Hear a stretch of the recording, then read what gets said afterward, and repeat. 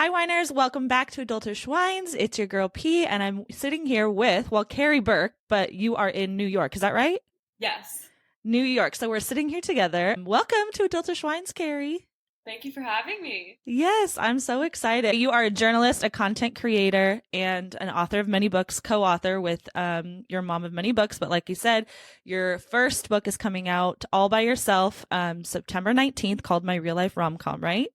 Yes. We're going to dive deep into My Real Life Rom Com, but what are your other books kind of about with your mom? So my original books are like children's books, basically. So I came Okay. up with these ideas for the books when I was like 8 years old.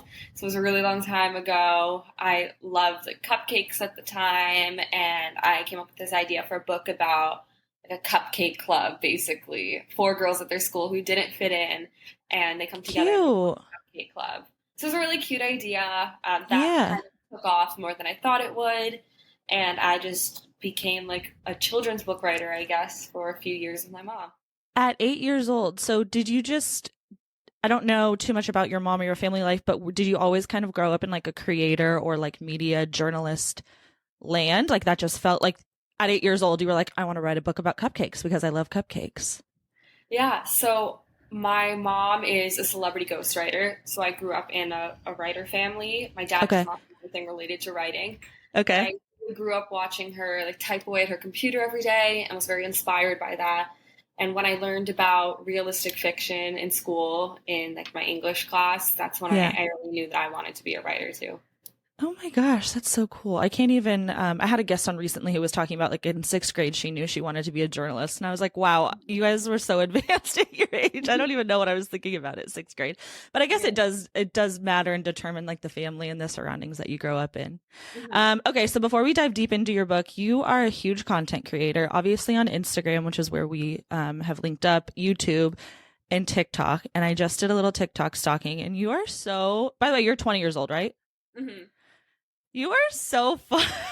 What is your what would you say your TikTok like niche is? Like, are you doing reviews on Mhm. things? Is that what it is? Yeah, so it's like product reviews mostly, but Okay. also I kind of just like throw in some fun things in there whenever. Like if I have a new dance trend that I like, then I just do that. If something fun happens in my life, I video it and I post it. So it really depends. I do vlogs sometimes. I'm kind of all over the place, but I guess the heart of my content is product reviews across many different niches. Okay, so that was kind of the thing that took off. Yeah, I think at first it was like fitness videos, ironically. Okay. I was doing like fitness how to's that were doing really well. I'm a big fitness buff. But now I don't really do that as much anymore just because they're like difficult to film. Like, you know, if you get on the sports bra, leggings, like put that all Yeah. together. Now I feel like I really like have found my niche. I think back then, 2020, like, a lot of my beauty products I was doing, people were really interested in. So that really took off, and I've kind of stuck with it. Yeah, well, you do a really good job. It's really entertaining and captivating, and I feel like every review is so like unique and different and just like fun items that you're doing. So you captivated my interest when I found you on there. Thank you. Do you feel like any pressure to not like it seems like you're being very yourself. I don't know you personally, but it seems like you're being very close to your brand, which is this young, fun, obviously teen turned young adult trying these fun products. You would feel pressure to move away from that, or are you pretty comfortable with sticking where you're at? I think I've tried to incorporate a mix, especially recently. Back then, I did a lot of toys when I was like 18 because I had a younger audience, and that was something that really resonated with them. But now, especially with the book, I'm definitely trying to incorporate other content like point of views, relatable TikToks, because I am a 20-year-old girl and I want to appeal to that audience as well. So I think I try to do a mix, but I also need to incorporate some content that I know my younger audience will like as well, because just as they're loyal to me, I'm loyal to them. Yeah, you want to keep them coming and growing with you kind of thing. Yeah. Do you feel like because so social media obviously is a huge part of your career, but you're also a journalist. Do you feel like you are able to take time to detach, from your phone because that is your business, so technically you could turn off your phone one day, right, and not work. Mhm. But how do you kind of feel like you can take that time to detach or like self-love and kind of rein yourself on like, this is such a cool job and opportunity that I have, but real life is still, out here in the world? Yeah, that's a great question.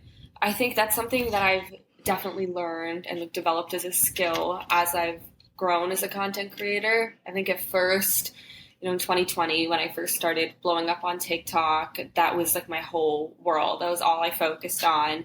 And it was easy to focus on it because we were at home behind closed doors, and that was all I really had to keep me sane. But now Yeah. life is back to normal. I'm still in school. I'm hanging out with friends. I'm going out. So I really make it a priority to look up from my phone and live in the moment and soak in the present, because sometimes it's like really easy to get caught up in my phone because that's where my work is. And I feel like everyone, even if they're not a social media creator, is like on their phones all the time. So Absolutely. I have to force myself to look up sometimes and take in my surroundings. Okay. And like fitness, you said is really important to you. So making that like a part of your daily or weekly routine. Right. Fitness, I have to include something every day in my Okay. fitness routine. I love to run. I have my Peloton bike. I saw you did the marathon. Was that the Boston Marathon you did? New York Or the City. New York City Marathon? Okay. Yeah. Oh my I God. love I'm impressed. it. Yeah. Yeah, I think I'm very, very diligent about my fitness routine. Today is my day off, I think, in the past week because I had to get up at 5:30 this morning for a TV appearance. So, Okay. all right, like cut yourself some slack. Like sometimes you got to prioritize sleep too. Yeah. But yeah, I think just looking for ways to be present, practice self care, do things for you, those are all really important, especially when so much of your career is heavily based on the internet. Yeah. Do you feel like growing up, and I guess because 2020, right, with COVID, do you feel like you've held on to like some in-person friends that you've met through school and stuff like that? Or do you feel like you've gravitated towards like the social media network that you can connect? Because I feel like I have a great group of friends. I've been friends with them since I was 15 years old. I'm 33, by the way. And some, more recent ones that I've met now. And it's like, I do feel this like bond with my whiners, as I call my listeners. Like I do feel a really close bond with them. So sometimes I even turn to social media for support in that way. Do you feel like you do that too? Right. You're spot on, and you're also like very lucky that you've had friends since you were 15. I Um, am. yeah, I haven't. I had a very Okay. difficult high school experience. I did not have many friends in high school, so I think when I graduated, it was like a hallelujah moment. Like these weren't people I really wanted to hold on to anyway. Mm, So I really found like solace in the social media content creator community because here were people who finally understood what I did and wanted to be friends with me because of what I was passionate about. So that's I think that was really refreshing. I quickly realized that with that comes people who use you for your following and only want to be friends with you so they can grow their following too. And hmm that's a bit difficult.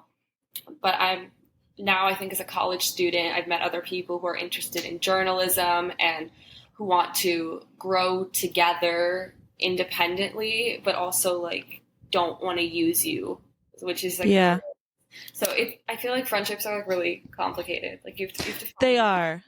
Yeah, and I will clarify that I have had friends since I was 15, but they're actually not my high school friends. I started oh working at a restaurant when I was 15, and those are the friends that I still have. The girls in high school, nice. which know like lovely, I didn't have a whole lot of bullying and stuff like that. But I did move to a new high school. I had zero friends. I made friends through volleyball, but I really bonded with like my older people that I met at the restaurant I worked with. And so it's just kind of like you find your group that you feel safe with, and Yeah. hopefully, whether that's social media or in person, I feel like, it works out either way. For sure. I saw that you are, and you mentioned a little bit, but you are a huge advocate for mental health and Mhm. anti-bully, of course. So you mentioned in high school you didn't really have a great time. What can you tell me a little bit more about that?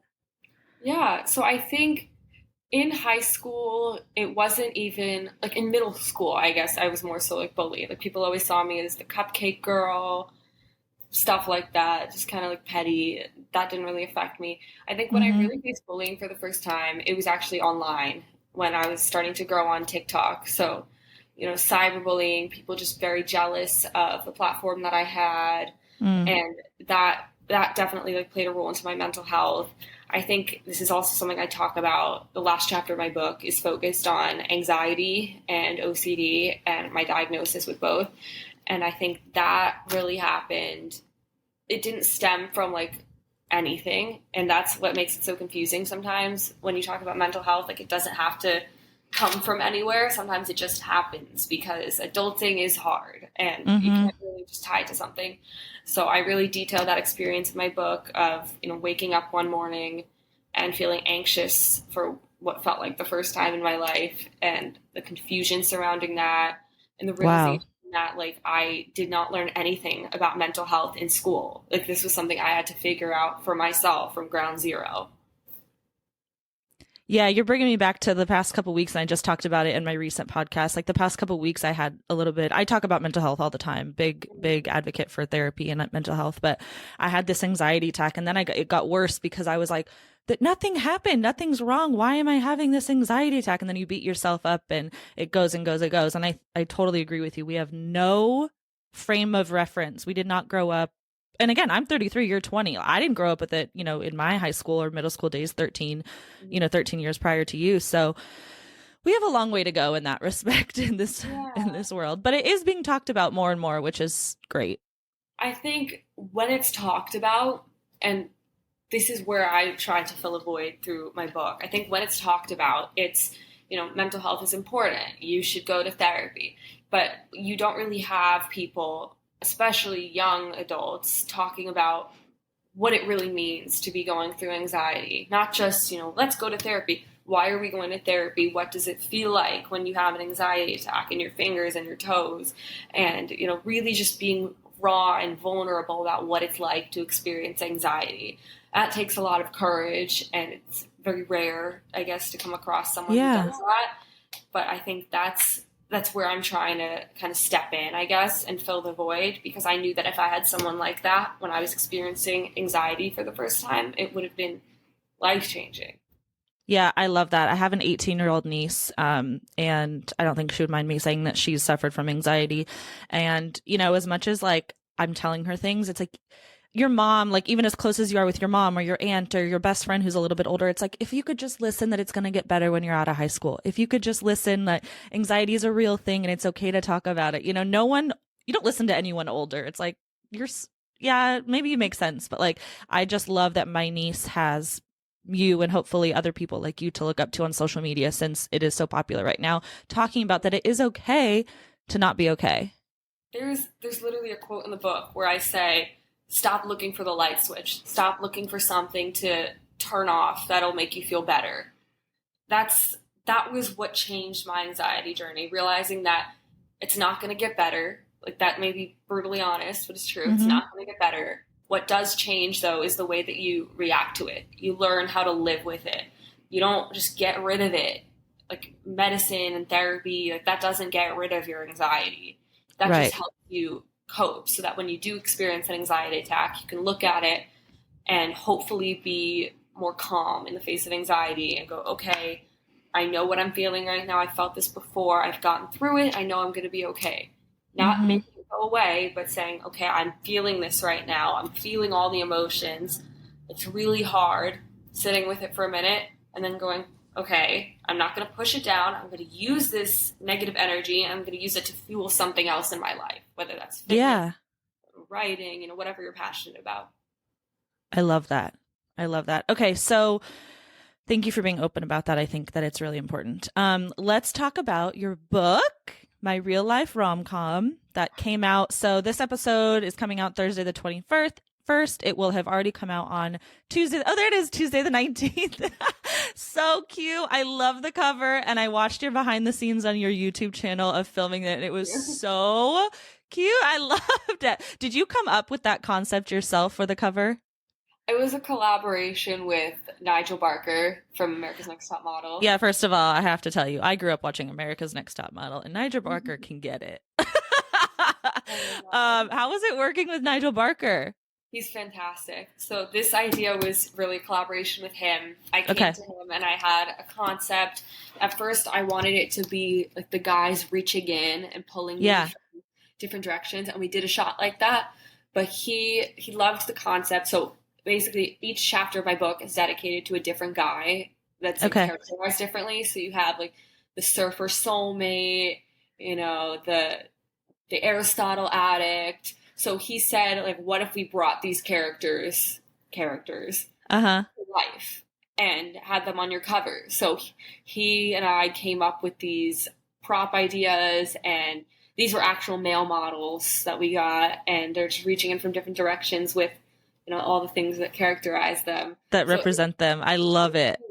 It really, really brought the book to life more than just like hands reaching in. I mean, it's interesting. It shows what the book has to offer. I mean, he's Well, fantastic. yeah, and I think too, like just obviously knowing very little about you, watching the behind the scenes of you filming that video, I saw the shots with the boys, pulling you in different directions, and I love that as well. But seeing which one you picked, I like that because after all, it's your story. You started writing this at 17, is that right? 16. 16. Okay, so that brings, I think, like the teen into it, like all of those, little character representations, the football and the this and the that. So Yeah. I love that. Okay, so why did you decide to write this book? Like, what brought it to life? So I was 16 and I had just experienced my first breakup with who I thought was somebody I was in love with at the time. Okay. And I came home. I was absolutely heartbroken. And I think what worried me the most was that I was going to lose all of my memories in love. And I was going to forget what it felt like to love someone. So I sat down and I wrote down everything about my relationship and the lessons I learned and just put it aside. Didn't look at it for years. Mm-hmm. Then pandemic happened. I was 18 and I was also worried about losing memories. I just have very short-term memory. We'll just say that. Okay. So I was very worried about like losing my memories, especially those related to love and dating and those lessons I learned. Because I'm the type of person who likes to retain information and like apply that to like the future. So Yeah. I did that similarly. I kind of wrote down like an essay about how, people think they know me because of these cheesy TikTok voiceovers, but behind that, I'm just a girl who's vulnerable and trying to find love. So it was basically like a personal essay, and I sent it to a friend along with the other chapter, and she said, like, "Hey, these aren't essays. Like, this could really be a book. Like, you should really take this seriously." And I realized that I have so many unique stories in love, and I should write them down because it's not just, self-therapy, I guess, for me, or a way for me to process my emotions and reflect on my past. But this is also something that other people can benefit from. They can read my experiences and hopefully pick up some lessons along the way. So it became this greater mission. You see dating guides out there, mostly that are written by middle-aged women for teenagers. And they're very like dictatorial, like telling people what they should do, who they should date. But Don't accept this. Don't put yourself out there that way. Like, yeah. Yeah, just very like how to, like, here are the rules for dating. And I did not want it to be anything like that. I wanted this to be more of an experience, I guess, for readers. Like, they feel like they're stepping inside my story and inside my life. They're like holding my hand with me as I'm going through these experiences. And as I'm learning, they're learning along with me. I love that. I think, and I'm just thinking about like my 18-year-old niece who is now in her first year of college and dating, and then had to deal with, I think senior year in high school was her first year as a full high school student in class because of the pandemic. So she was just like, what is this life? Like, what are humans again? Like, what are boys, like, Yeah, exactly. So because you dated obviously during the pandemic, and that's in there as well, right? Yeah, there's one chapter, the pandemic fling. But Okay. I had a time during the pandemic. I think I used most of the time. I wasn't allowed to see boys for like a year, which is very Okay. difficult.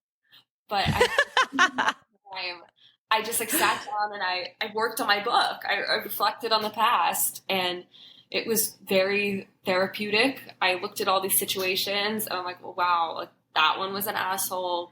That one was definitely not for me. It was just very like nice to be able to reflect on experiences and it just gave me a really strong sense of self and just made me realize like more, I think, the type of guy that I wanted. But when I started dating post pandemic, I was like, okay, like I'm ready. I think I'm gonna go into this dating world and I'm gonna be so ready. And then I still found assholes. So I was like, all right, I still got a little more searching to do. The book isn't done.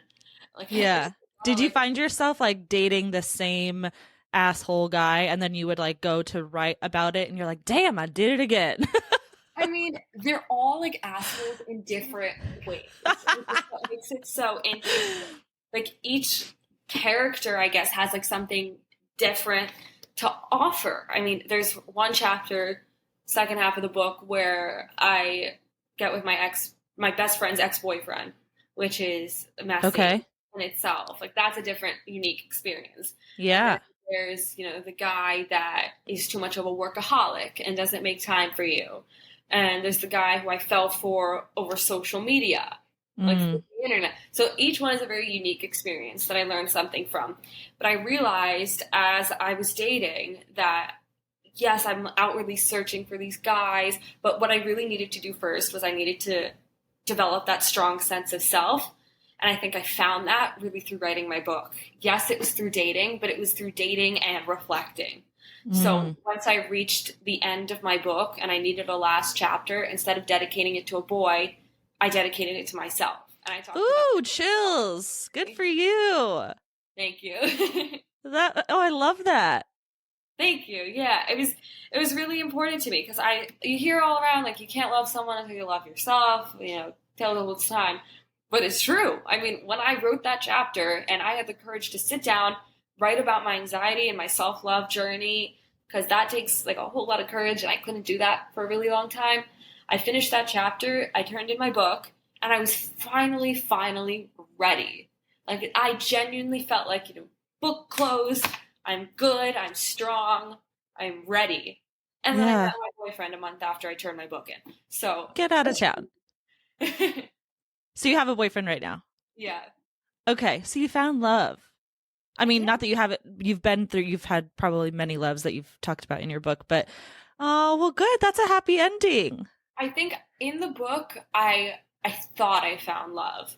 And I'm very open about that. Like, But I even think love within yourself was what I meant. You've also found love within yourself. yeah. Oh, for sure. I think a common thread throughout all these chapters is I was chasing love outwards, like trying so hard to like get a boyfriend and like so desperate, like oh I want a guy so bad in my life, like almost like looking for that like reliance on a significant other to make myself feel better. Mm-hmm. And that's not what I need to be doing. I just needed to be like comfortable and confident in my own skin all along. And once I did, like in February, the month before I met my boyfriend, I was finally like at a point where I was like, all right, I feel good.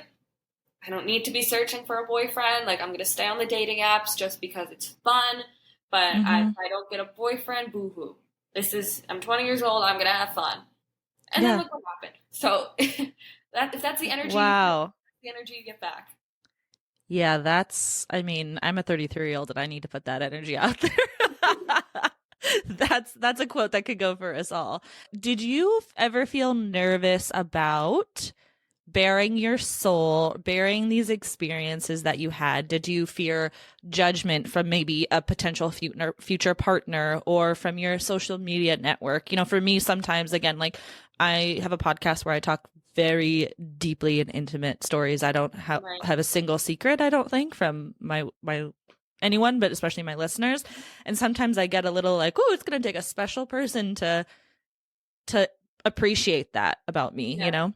So two parts to that question. The first part, yeah, it was really scary to bear myself. I think it always is. But once it turned into like a greater mission and I realized I could help Mm. people and that there was nobody else out there doing it, I kind of stepped into that role and I realized I had a responsibility. So I ran with it. And second part of that question, you're right, it does take a special person to be able to accept, I just wrote a book about all my exes. Like, damn, that's like a lot. Yeah. But I was very upfront with my boyfriend about it from like the beginning, like date number 1. I told him what he was in for. And he's so mature, emotionally mature, because he can see this and realize it's a passion project. It's greater than just myself. I'm not, no pun intended, I'm not whining about my exes. Yeah. Like, it's not that. It's a greater mission. I'm trying to help other people. So he's the first person that read the book, just extremely like respectful about it. If he had any questions along the way, I was very open about it. I think we just kept open communication the entire time, and he was able to look at it and say, like, Carrie, you're really talented. Like the way you're able Oh, to project your emotions out there and like write how you feel is like really special. So I feel like it's so easy to like look at this and be like, ew, you're writing about your exes? Like that's weird. Like why are you like so stuck on the past? Or like something like that. mm-hmm. When it's like, it's more than that. And if you read my book, you'll see it's so clear that this is like almost like feminist. Like this is like an empowerment book. This is not me like complaining about my exes. This is a journey. This is like a journey to self-love and discovery. I love that. Do you feel like, can you give any advice for teenage girls? I'm basically thinking about feeling like you're a little left behind in the world of dating, like maybe because it's a pandemic, or maybe it's because you have very strict parents and so you weren't allowed to date, or you mentioned you couldn't see boys for a year. Like, this book obviously I think will help them, but just for my listeners, like maybe I do have some Gen X listeners. Or wait, no, Gen Z. Are you Gen Z? I'm Gen Z. Okay, I do have some Gen Z listeners, but a lot of my listeners, I would say, are like maybe the aunties or the moms. So I have 2 questions. Do you have advice for teen girls who maybe feel like they're a little bit behind or kind of sorting out that dating world? And also, would you have any words of wisdom for the aunties or the moms of these teenage girls that you think that could help support them along this messy, messy way? Yes. So this book actually has become something that a lot of aunties and moms have liked. Like I've been getting feedback from like adults and they're loving it. They're reminiscing. They think it's so interesting that like the world of dating is so different than how it used to be, like with social media and everything. And along with that, just like a great conversation starter for a mom to bring to their daughter. And if you want to bring up sex and love and dating, like just hand it to them as a gift. So anyway, I like that. Tangent advice that I would give, I think, for someone who's feeling stuck. It sounds so simple, but just to like be patient and focus on yourself and not focus on, I guess, chasing love. Like that's a that's in this book, just be like outwardly like chasing a guy, and that's never been successful. I think when it works best when you take a step back and you focus on things you're passionate about, and you'll just naturally attract the energy that you deserve. Like it's not wrong on dating apps as long as you realize that like you're not on them because you're desperate. You're on them because it's fun and you're young and you're living it up.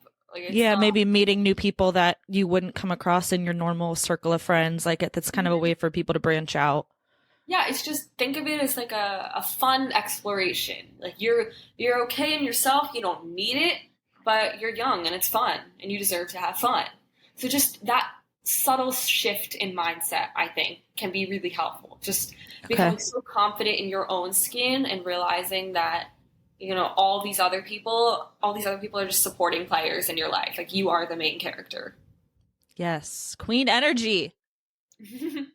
Queen energy. Okay, good. Okay, so I was thinking that too. I was like, oh, I'm going to get that book so I can feel a little bit, I don't know, like I told you before, I try and give advice to my niece and, it's like she appreciates it, but I know she's also thinking like, yeah, you're mid-30s, like good luck.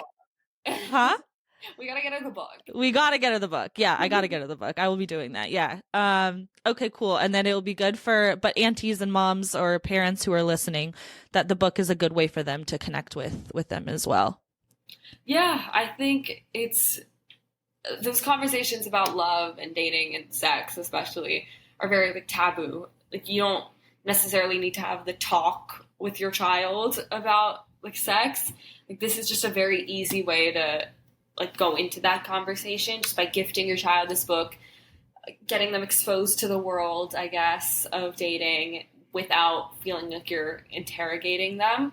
So I think that's a great like natural conversation starter.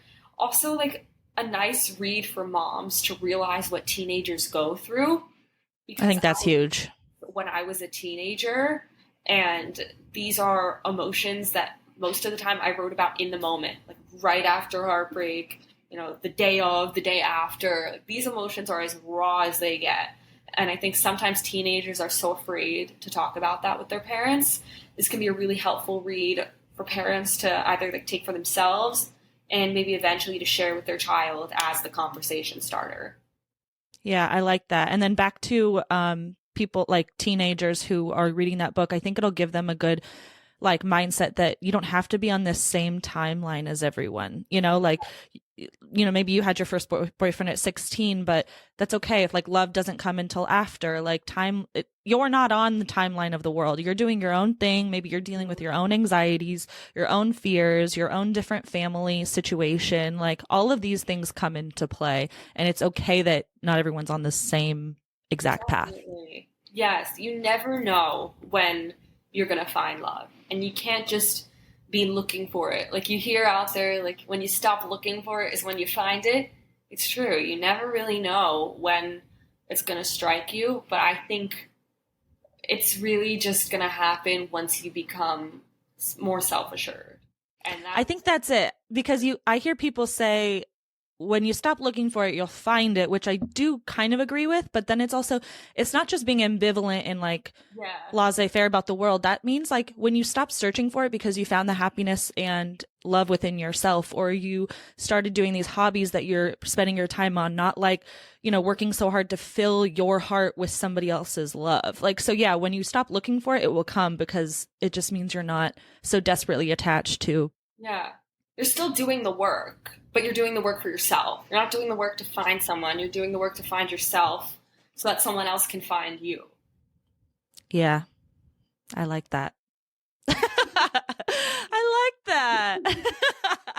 Well, no, you're helping me. Like I said, I'm 33, single. Yeah, sorry. I'm just thinking about about how I am actively looking like for a partner.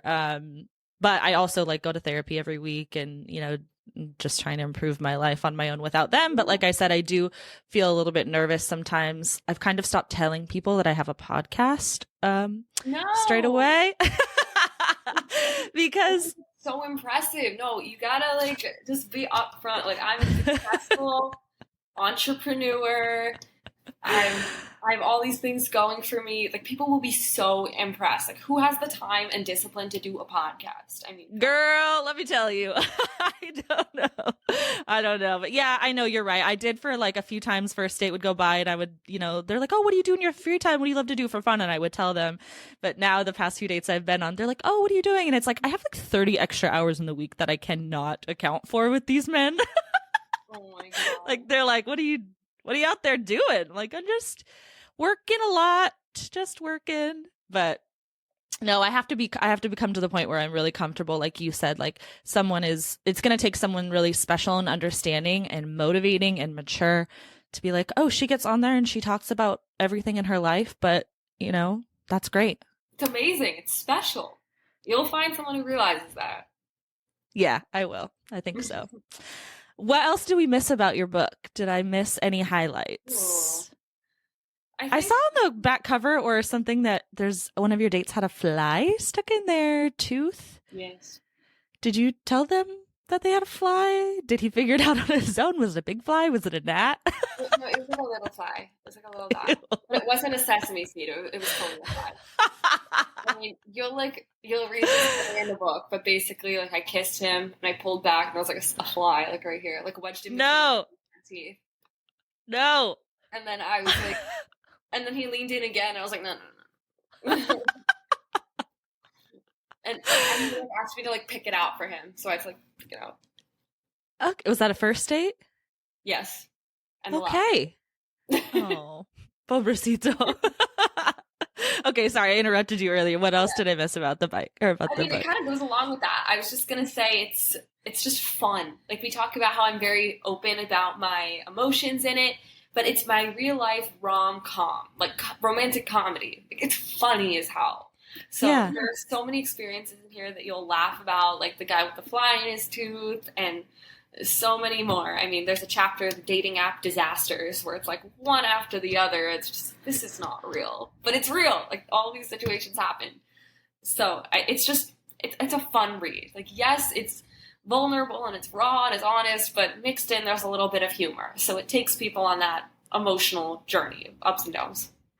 Okay, I love it. Well, I'm going to buy it for myself, and I'm going to buy a copy for my niece. Yay! Because she will, and maybe her mom too. Maybe we could all benefit from that. Where is it available? So you can find it available now on Amazon, Barnes & Noble, Walmart, Target, basically anywhere you can buy a book. Okay, Amazon, Walmart, Target, Barnes & Noble, and in the hard copy. In the hard copy. Okay. Oh my God, how exciting! Or paper, but I mean, sorry, I meant not what is it, Kindle or? Yeah, you can get it on Kindle and audiobook. I read it. Audiobook. Okay. If you want to hear me. Okay, perfect. Oh, that would be fun. Oh, maybe my niece would like that. Okay, cool. All right, good to think about. So on all those areas, and then where are your socials? Are you Carrie Berk everywhere? I'm Carrie Berk everywhere with an extra K at the end. Carrie Berk with an extra K on TikTok, on YouTube, Instagram, Facebook. Okay. Oh my gosh, I almost forgot to ask you. I ask every guest for a wine of the week. So something that's been bugging you, irritating you, could be related to dating, could be related to life. Okay. I probably shouldn't be saying this, but this is my book launch week. Say it. It's really bothering me. I feel like there's like an impending sense of doom. Like, something's gonna go wrong this week. And it's just like really bugging me, because this book has been like 3+ years in the making. Like, I want to enjoy it. But like, I don't know, I feel like something's gonna be wrong. Like, the pin's gonna drop. Whether it's like at my book party or like a TV appearance where like I have like a booger. Like, I don't know. There's something I keep asking my boyfriend this week. I'm like, is everything okay? Is everything okay with us? And he's like, yes, it's fine. And I'm like, are you sure? He's like, yes. So you're looking for something to be wrong. I'm looking for something to be wrong. Don't do that. I know. Like, I got in a fight with my mom yesterday over like nothing. Like, I'm just looking for something to be wrong. And I feel like this week is like so like perfect. Knock on wood. Yeah. Like, I'm just waiting for something to go wrong, whether it's like an actual thing with me in a relationship. I'm just like looking. That's my. Here's the thing. Okay, I think that as someone who, you are a young adult, I'm a little bit more of a young adult than you. Something may go wrong. You might have a booger in your nose. You might get a fly in your tooth, but it's going to be part of the story. It's going to be part of your story, you know? And obviously you have such a creative personality that you're going to be able to spin it and turn it into amazing content. And guess what? It's going to be relatable if something does go wrong. You know what I mean? And that's where I think, like, again, I just found your TikTok, you know, when you reached out to me on Instagram recently, and it's like, these are so funny and cute. And I know that people your age are going to be so relatable to that. So like, if something does happen, go with it. You know what I mean? Yeah, like, you're right. Accept that something may, like, what does it, rain on your wedding day is good luck, you know? Like, it's supposed to rain tomorrow on the day of my book party. Oh God, that's okay though. Because are you gonna be inside? Well, it was gonna be a garden party, but it's okay. We're moving it inside. See, you can move. Find positives. Everything can be shifted. That's okay. You said rain on your wedding day, So is it like good luck? Does this count? Like book party? I think it counts. Like, okay. Checks out. Checks out. I think it definitely counts. I also saw you were just at New York Fashion Week. How was that? Yeah, it was really fun. I tried to actually keep it on the down low this year because I just do like so much with the book right now. I didn't want to like overexert myself. Spread yourself too thin. Yeah, but I was like doing it anyway, so it was kind of a problem. I had to skip one show though because I had to go to school. So I was very proud of myself for making that executive decision.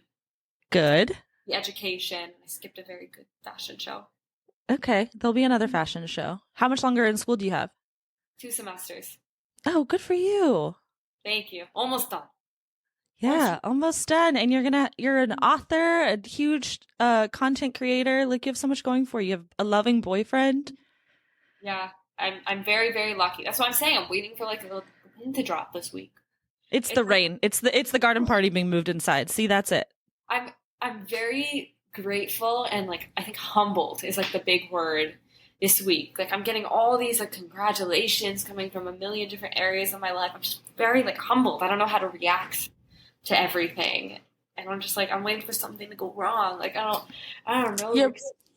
You're probably already doing this because obviously you're a journalist and a writer, but I think that when I get to the point where I can have like a huge, I don't know, in-person podcast, party or something like that, I think I want to write everything down. So like how you kind of wrote things down, like, as essay form, like, I don't know, maybe make a little diary to yourself about every day. You're just like, someone that you didn't even know knew your name congratulated you or something like that. I don't know. I just think it could make it just really special in 10 years when you look at I love that idea. Huge deal. I love that idea. I'm using you as like free therapy right now. I love it. You're giving me therapy. We're using each other. We're using each other and your book and everything's so great. Well, good. Thank you so much for reaching out and for wanting to be on and share your story and being very open about it. I appreciate it.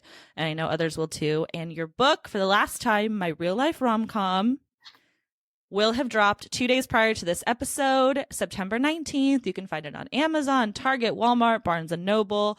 Follow Carrie Berk on YouTube and all the socials. I'm so excited for you, and thank you so much for coming on. Thanks so much. You're welcome. You're welcome. I'll talk to you soon.